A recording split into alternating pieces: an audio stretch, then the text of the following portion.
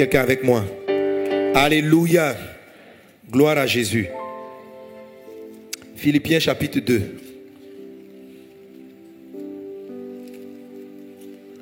Alors, le mot pipto, dis avec moi pipto. Pipto. Le mot pipto, je dis rapidement, lorsque Satan vient voir Jésus et il dit à Jésus, si tu te prosternes et m'adores, je te donnerai tous les royaumes et leur gloire parce qu'elles m'ont été données. Donc quand Satan dit à Jésus, si tu te prosternes et tu m'adores, je te donnerai toutes ces gloires. Le mot prosterner ici est différent des autres mots prosternés utilisés dans les autres passages. Les autres fois où on parle de prosterner, on va utiliser souvent le mot proskuneo, il y a d'autres mots. Mais dans le cas de ce passage aussi, quand Satan a dit à Jésus, si tu te prosternes, il va utiliser le mot grec pipto. Dis avec moi pipto.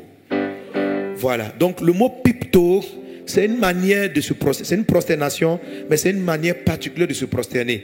Et Satan dit à Jésus que si tu me pipto, je vais transférer mon autorité sur les royaumes, je vais te la donner. Si tu me pipto, je vais t'accorder tout ça. Je vais te donner le pouvoir. Ça veut dire que, et on va le voir dans le passage, que un pouvoir grand est donné à tous ceux qui font une adoration, mais pas n'importe quelle adoration. L'adoration pipto. Tu es avec moi pipto? Pipto. Voilà. Mais il ne faut pas.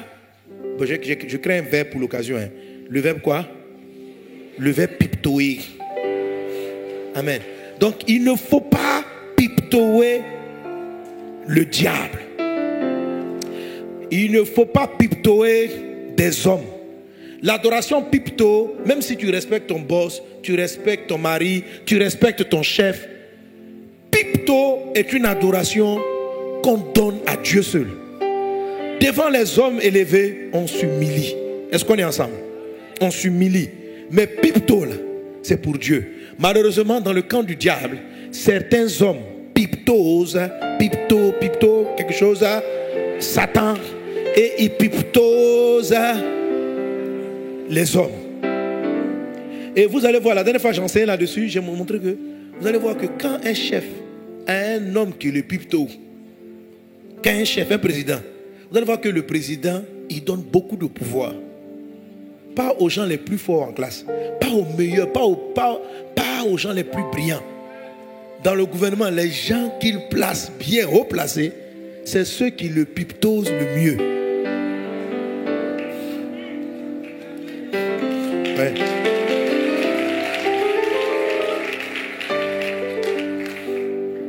Et quand Dieu va vous élever, si vous ne comprenez pas la réalité du pipto,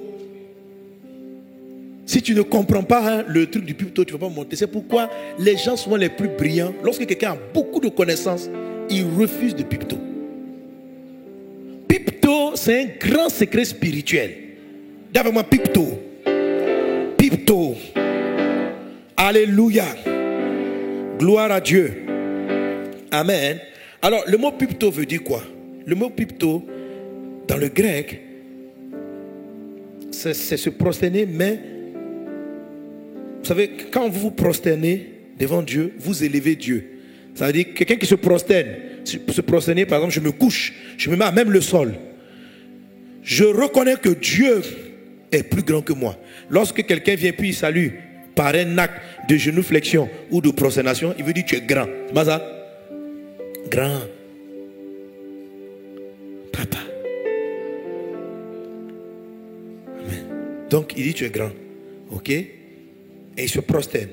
Le mot pipto, ça veut même pas dire, ça veut dire descendre. Ce n'est même pas se coucher. Ça veut dire la personne est là, tu ne te couches pas, mais tu descends. Tu descends, tu t'abaisses. Je rappelle que c'est une adoration qu'on ne donne qu'à Dieu. Est-ce qu'on est ensemble? Alléluia. Tu descends. Et vous savez, quand Dieu nous dit élevons Jésus, élevons Dieu, élevons le Seigneur, élevons Dieu. Mais dans les pratiques, mon ami, il n'y a pas quelque chose qui est au-dessus de Dieu. Parce que élever Dieu là, ça veut dire littéralement, c'est que Dieu a une certaine hauteur. Et puis quand on dit, oh Dieu, nous t'élevons Jésus, nous t'élevons Jésus. C'est-à-dire quoi? Que si Jésus était à hauteur 10, on le fait monter à hauteur 15. C'est pas ça? Nous te faisons plus monter. Mais Jésus, là, Dieu, là, il n'y a rien au-dessus de lui. Donc, dans la pratique, nous ne pouvons pas élever Dieu. Est-ce que tu comprends? On ne peut pas élever Dieu. Parce qu'au-dessus de lui, il n'y a plus rien. Il est l'être le plus élevé, le plus haut, le plus grand, le plus beau, le meilleur. Il est élevé. On ne peut pas élever Dieu. Alléluia. Donc, lorsque nous chantons et que nous élevons, la vérité c'est que ce n'est pas nous qui sommes en train de l'élever. Ça veut dire nous on descend. Parce que Dieu est déjà en plus haut. Maintenant, toi, tu atteins une certaine hauteur. Donc, pour qu'il y ait une distance entre Dieu et toi, c'est toi tu descends. C'est ça, Pipto. Alléluia. Amen. C'est-à-dire, si Dieu représente cette Bible qui est à cette hauteur et que toi, tu es ici, tu étais là. Tu dis, oh Dieu, tu es plus grand que moi. Tu es plus grand que ce que l'on dit. Tu es grand. Toi, te voilà. Dieu est grand, il est ici. Quand tu commences à Pipto, tu dis non. Je descends encore, je m'abaisse. Je m'abaisse. C'est-à-dire, devant toi là même, je suis ridicule. Et puis, plus tu le vois, tu te vois petit. Tu te vois, tu descends. Donc, à un moment donné, Dieu, tu le vois trop haut. Donc, il est encore plus élevé. Mais il est plus élevé, pas parce qu'il est parti quelque part d'autre, mais parce que toi, tu es descendu. C'est ce qu'on appelle Pipto. Alléluia. C'est ce qu'on appelle Pipto. Amen. Parce que quand tu crois que tu es à côté, tu es orgueilleux même. Parce que tu n'es même pas à ce niveau avec Dieu. Tu es orgueilleux. Dieu. Un jour, je priais le Seigneur. Et vous savez, depuis mon enfance chrétienne, j'avais dit à Dieu, les gens qui t'ont vu là, moi aussi je voulais te voir. Et puis il dit non, en fait, tu ne comprends pas. C'est pas que je ne veux pas qu'on me voie, mais tu vas voir quoi?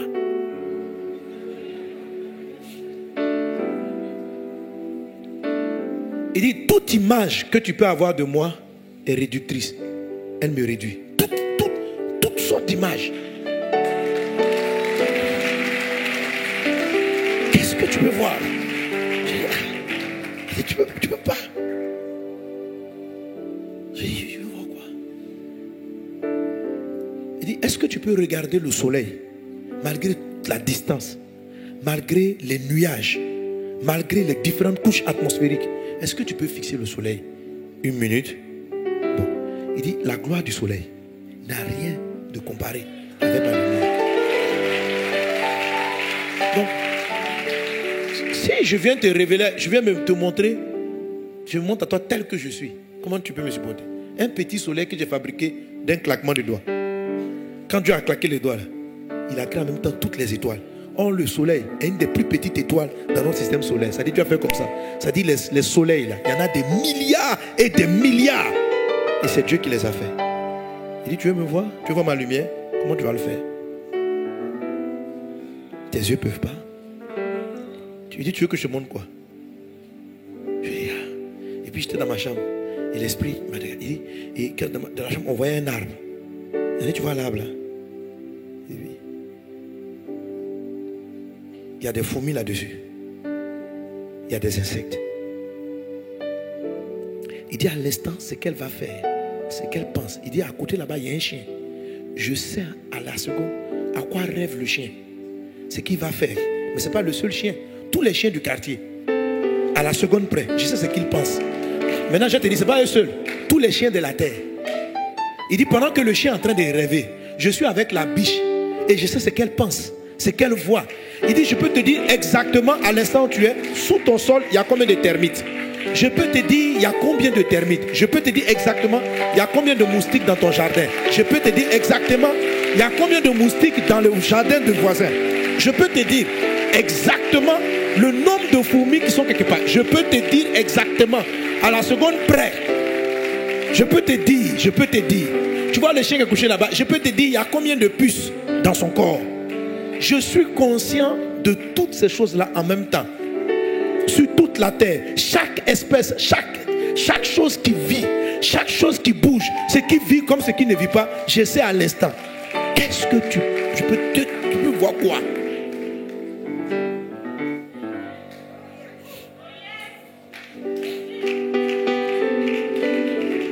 Qu'est-ce que tu veux voir?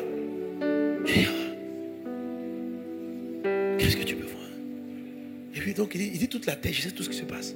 Les endroits sur la terre, il y a tellement d'endroits où les humains ne sont pas partis. Il y a des profondeurs marines où les hommes ne sont pas partis. Dieu dit il y a des animaux là-bas que vous n'avez jamais vus, que vous ne verrez jamais. Mais je les connais. C'est moi qui leur ai donné des noms. Je connais les êtres qui sont là-bas. Je peux te dire que lui là, il y a un poisson que son camarade va manger. Je le connais quand il est né. Le poisson qu'on va manger là, je sais quand il est né. Je sais ce qu'il va devenir. Je sais lorsqu'il va devenir un excrément. Je sais tout ça. J'en ai conscience. Il dit ça c'est la terre. Mais la terre n'est qu'une petite planète invisible dans l'univers. Il dit à l'instant où tu disais, je connais le nombre de poussières qu'il y a sur la lune, le nombre de cailloux qui sont en train de bouger sous un vent. Je sais ça. Quand tu as fini la lune, tu vois Mars, non?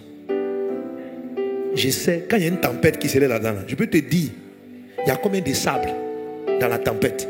Et les planètes comme Mars, il y en a une infinité dans l'univers. Je suis Dieu. Frère, c'est-à-dire que quand tu commences à penser à... C'est-à-dire que tu te rends compte de comment tu es ridicule. Et puis, c'est comme ça un jour David a prêché, il dit, il dit jusqu'à ce que j'entende ton sacrifice, je me suis rendu compte, qui suis-je même? Et c'est ça, Job a vu, il dit, jusqu'à moi, je peux demander un compte à Dieu. Pourquoi ma vie est comme ça?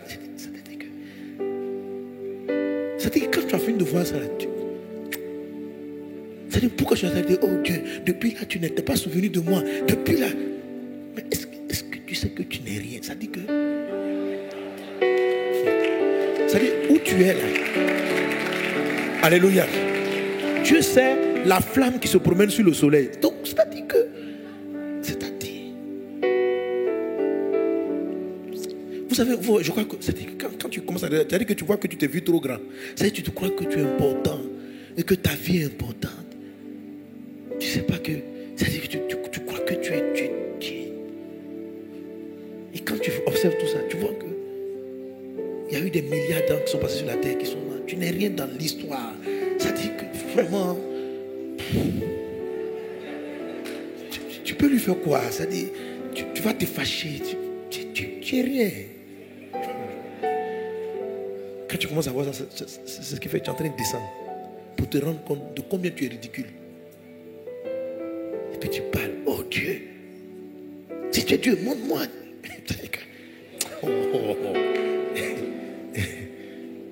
Papa, je ne suis pas content. C'est-à-dire que,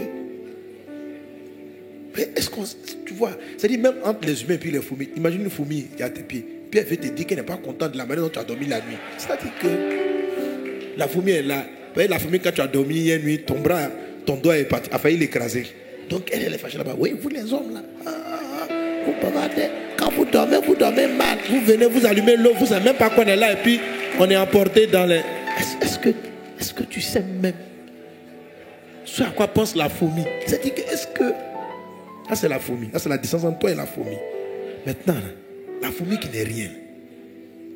La distance entre Dieu et toi, ça n'a rien à voir.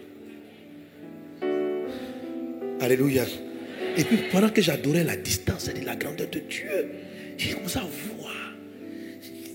Dans ma chambre, c'est là que Dieu m'a dit, tu commences à me voir. C'est-à-dire, j'ai vu ça. En fait, j'ai trouvé que, même quand on dit, j'ai vu la grandeur là, j'ai compris qu'on n'a pas encore vu. On ne sait pas de quoi on parle. C'est-à-dire, le mot là, il ne faut pas dire que tu as vu, tu n'as rien vu. J'ai vu la puissance de Dieu, tu n'as pas vu, tu n'as pas vu. J'ai vu, tu n'as pas vu. Tu n'as pas vu. Tu n'as pas vu la puissance. Tu ne peux pas voir. Tu ne sais pas à qui tu as affaire.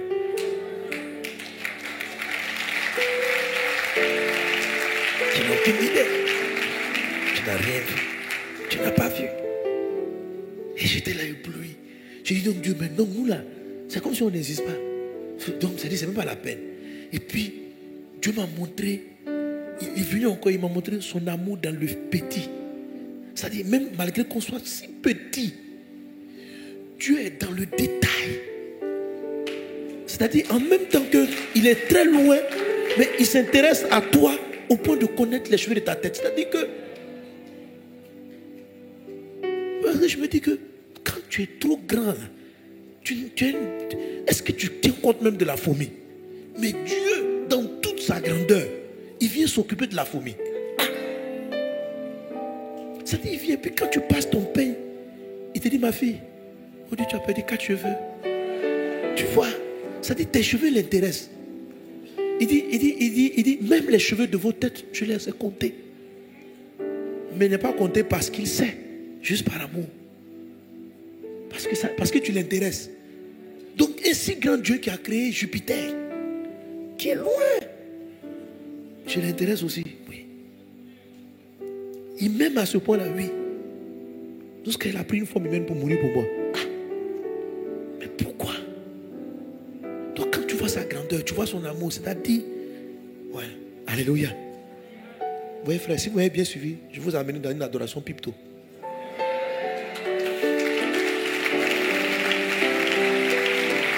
Alléluia. Amen.